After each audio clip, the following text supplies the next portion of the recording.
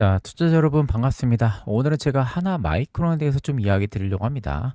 제가 이 하나 마이크론을 지금 이야기 드리려는 이유 중에 하나는 저희 구독자분 중에 한 분이 댓글을 통해서 이 하나 마이크론이 어떤지 좀 알려달라고 좀 말씀을 하셔가지고 제가 안 그래도 하나 마이크론을 최근에 한번 인사이드로 좀 수집을 하고 있었거든요.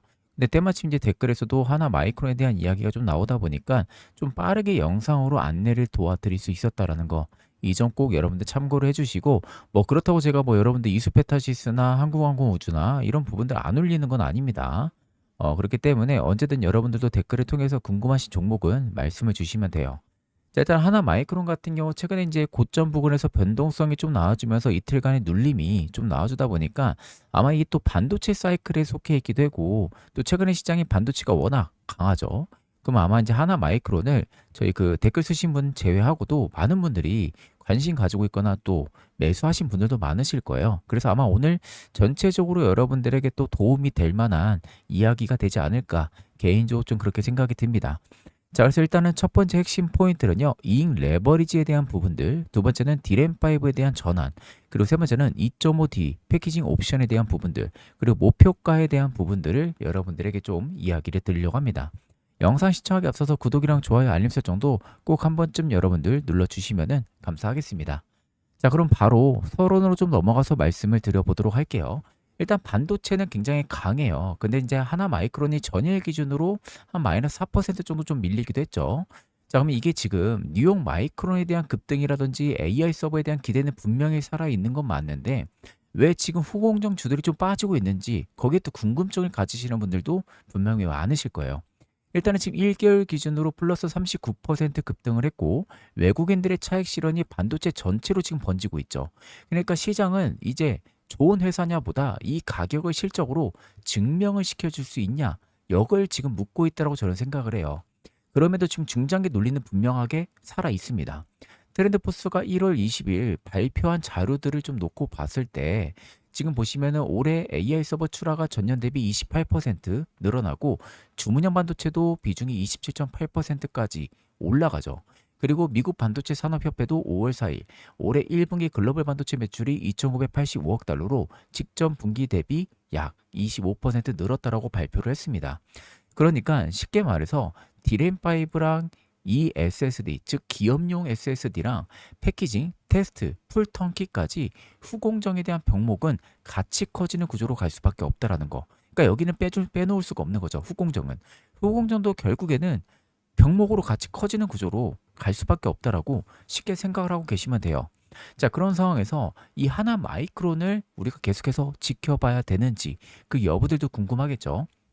일단은 메리츠 증권의 김동관 연구원도 4월 22일 기준으로 올해 매출이 2조 739억, 영업이익은 대략적으로 2,420억, OPM은 11%를 전망을 하고 있어요.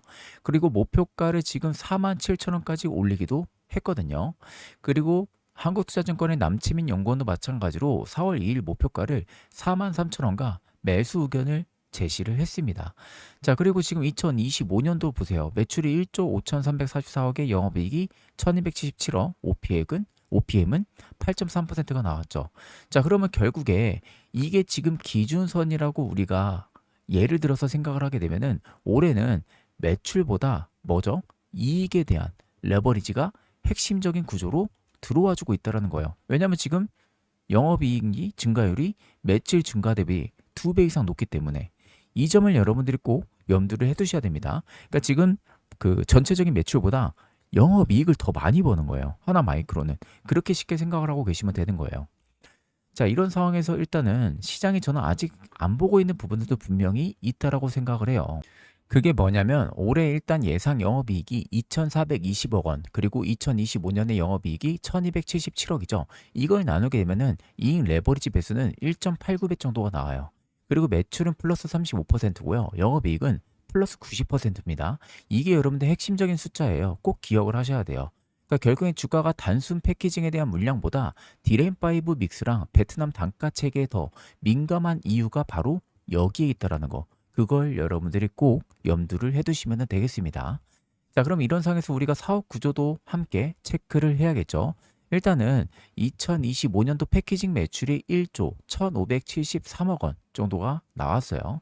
그리고 이게 전체 매출의 약 75.4% 비중을 차지를 하죠. 그러면 결국 이 회사는 말 그대로 칩을 완성품처럼 쓸 수 있게 포장을 하고 검사하는 최종 조립 품질 검사 공장에 가깝다라고 보시는 게 맞겠죠. 그리고 국내 본사도 삼성전자 향의 패키징 테스트랑 시스템 반도체가 중심이기도 하고 전년 본사 매출은 약 1조 550억 원, 전년 대비 30%가 늘어났어요. 그리고 베트남 법인 같은 경우도 SK 하이닉스 향의 메모리 풀 턴키가 핵심이죠. 자, 그러니까 올해는 디램5 비중이 90%가 실적 레버리지의 뭐다? 열쇠가 되는 거. 이게 여러분들 굉장히 중요한 겁니다. 말 그대로 단가가 상승을 하다 보니까 OPM은 구조적으로 개선이 될 수밖에 없고 지금 하나 마이크로는 좀 특이하게 OPM이 좀 빠른 속도로 개선이 되고 있어요. 그걸 여러분들 확인을 해 두시면 돼요. 자, 그러면 AI 반도체 진짜 돈이 계속해서 붙고 있는지 그것도 여러분들이 궁금해 하실 겁니다. 일단은 2.5D가 답이라고 먼저 좀 말씀을 드릴게요. 2.5D 같은 경우는요, 이 패키징 자체가 GPU랑 HBM 그리고 주문형 반도체라는 여러 빌딩을 넓은 지하 환승역이라고 보시면 돼요. 그러니까 인터포저로 연결하는 구조를 가지고 있어요. 이런 식으로. 그래서 데이터가 빨리 오가려면은 뭐가 필요하죠? 환승역이 넓어져야 되잖아요. 그 환승역이 넓어지는 부분들을 이비덴 같은 경우도 4월 27일 기준 마이크론의 2.5D 고객사 3곳 그리고 국내 2곳과 북미 1곳에 샘플 테스트를 지금 진행 중인 상황이에요.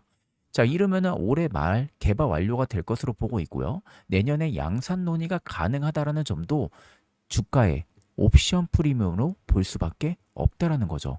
이것도 앞으로 하나 마이크론의 모멘텀 혹은 기대감이 형성이 될 수 있는 가장 중요한 근거 중에 하나입니다. 자, 그럼 경쟁사 대비로도 한번 체크를 하면 됩니다. 일단은 ASE가 2026년도 첨단 패키징 매출이 32억 달러 전망이 나왔고요. 엠코 같은 경우도 2025년 매출이 67억 달러, OPM은 7%를 기록을 했습니다. 그리고 하나마이크론이 전년도 OPM이 약 8.3%고요. 올해 예상 OPM은 11.7%예요. 그럼 이 수치를 붙여보면은 뭐가 다르냐?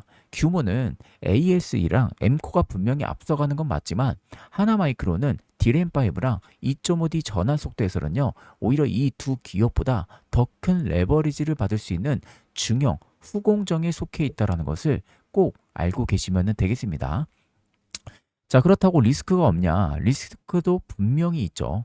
일단 5월 12일 기준으로 봤을 때 직접적으로 제가 계산하면은 PER이 약 한 72배 정도가 돼요. 여기 적힌 것처럼. 그리고 업종 PER이 지금 35배죠. 그러면 대략적으로 2배 좀 넘습니다. 그리고 2025년 말에 부채 비율이 약 209% 정도가 나옵니다. 특히 이동철 대표도 2월 인터뷰에서 반도체 사업 특성상 매년 대규모 시설 투자가 필요하다 보니 배당 확대를 확답하기는 어렵다. 그리고 잉여 자금은 최대한 주주에게 돌려주기 위해서 노력을 하겠다라고도 이야기를 했어요. 다만 이제 영업활동 현금 흐름 자체는 1,749억에서 전년 409억 원 대비 4배 이상 늘었어요. 그리고 재고 자산에 대한 회전율도 6.56회로 8.8회로 개선이 되기도 했죠. 자, 그러니까 지금 부채 비율은 그렇게 높은 수준은 아니에요. 보통적으로 200%만 크게 안 넘으면 돼요.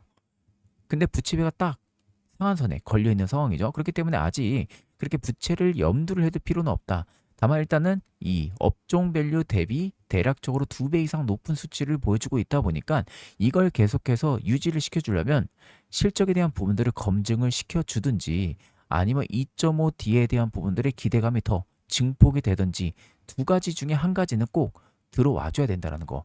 이걸 여러분들이 꼭 생각을 하고 계시면 되는 겁니다.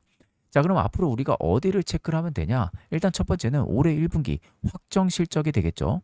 이 확정 실적에서 일단은 메리츠 증권의 전망처럼 매출 4,937억, 영업이익은 544억, OPM은 11%가 나오게 되면요. 올해 영업이익은 플러스 90% 논리가 첫 단추가 맞아 떨어지는 겁니다. 그리고 두 번째는 올해 2분기 이때 장비 설치 효과랑 베트남 디램5에 대한 비중 90%가 실제 매출 믹스로 확인이 되는지 그걸 여러분들이 꼭 확인을 하고 계시면 되는 거예요. 그런 다음에 자연스럽게 셋째는 올해 말에 2.5D 개발 완료랑 내년 양산에 대한 부분들의 논의가 되겠죠. 만약에 2.5D에 대한 샘플 테스트가 내년 양산 계획으로 전환이 되면은 그거는 단순히 메모리 패키징이 아니라 첨단 패키징 멀티플로 넘어가는 구조적인 구간이다라고 생각을 꼭 하셔야 돼요. 반대로 ASE랑 삼성이나 엠코처럼 증설 경쟁 속에서도 양산 계획이 혹시라도 늦어지게 되면은 PER 지금 70배 때는 부담이 먼저 올라올 수도 있습니다. 그렇기 때문에 상방과 하방에 대한 리스크 꼭 여러분들 확인을 해두시면은 도움이 되실 거예요. 자, 이런 상황에서 일단 우리가 밸류는 어떻게 측정을 해야 되냐? 일단 메리츠 증권이 2월에 4만 원에서 4월 달 4만 7천 원 목표가 올렸고요. 한국투자증권도 4만 3천 원 제시를 했죠. 그러면 두 증권사의 목표가 평균은 약 4만 5천 원이 나옵니다. 거기에 5월 12일 기준 종가 대비로는 상승이 약 8.7%가 열려 있죠. 자, 그럼 여기서 이제 제가 임의적으로 계산한 부분들을 말씀드리게 되면은 지금 시가총액이 2조 7,516억이에요. 거기서 올해 예상 영업이익이 2,420억이거든요. 그걸 나누게 되면은 대략적으로 11.4배가 나옵니다. 자, 그럼 반대로 현재가 41,400원을 BPS 6,007원으로 나누게 되면요. PBR은 6.9배가 나와요. 그러니까 쉽게 말해서 싸다고 보기는 어렵죠. 싸다고 보기는 어렵지만 이익에 대한 레버리지가 숫자로 찍히면은 밸류 부담은 줄어들 수밖에 없다라는 거예요. 그렇기 때문에 관건은 딱 하나입니다. 올해 1분기 OPM 11% 그리고 올해 말에 2.5D 개발 완료가 실제로 확인이 되는지 그 답이 하나 마이크론의 그 다음 가격을 정할 가능성이 매우 높다. 이렇게 생각을 해두시면 되겠습니다. 자, 그래서 하나 마이크론 제가 여기까지 좀 준비를 했고요. 제가 분석한 게 아마 여러분들에게 큰 도움이 되지 않을까 싶어요. 여러분들이 아마 쉽게 리서치를 할 수 없었던 부분들을 오늘 제가 또 자세하게 좀 말씀을 드렸고 어떻게 우리가 투자 대응을 잡으면 되는지까지도 이야기를 드렸기 때문에 제 영상을 잘 참고하셔서 여러분들이 현명한 투자 판단 하시면 좋을 것 같습니다. 자, 영상 마무리하기 전에 구독이랑 좋아요, 알림 설정도 꼭 한 번쯤 여러분들 눌러주시고요. 언제든 편하게 댓글을 통해서 말씀을 주시면 되겠습니다. 자, 그럼 금일 영상은 여기서 마무리하도록 하겠습니다. 감사합니다.